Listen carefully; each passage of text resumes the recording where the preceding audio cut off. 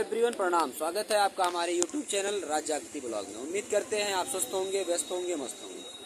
तो अभी आप देख रहे होंगे हमारे पीछे बारिश हो रही है और हम रास्ते में एक जगह रुके हुए हैं।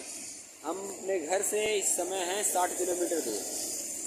तो हमें कहीं जाना था और देखेंगे तो बारिश हो रही थी, जिसकी वजह से हमें रास्ते में रुकना पड़ा। अब हम यहाँ से कहाँ निकलने वाले हैं, वीडियो में लास्ट तक बने रहिएगा। आपको हर एक चीज़ आपको दिखाने वाले हैं।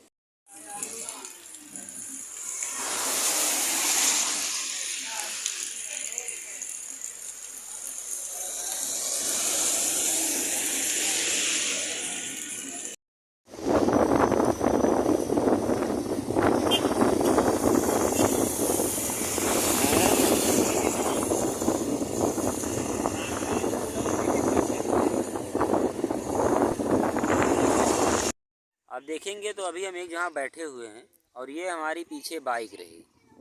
गाड़ी चलाते चलाते थक गए और बारिश वहाँ हो रही थी, वहीं से 10 कदम जो है आगे आए, बारिश नहीं हो रही थी। और ये देखेंगे छुटका है, साइकिल वाइकिल लेके जो है अपना चला रहा है। कहाँ चला रहे हो साइकिल? हाँ, पटरी पे, रोड पे, मेड़ी पे चलाओ साइकिल।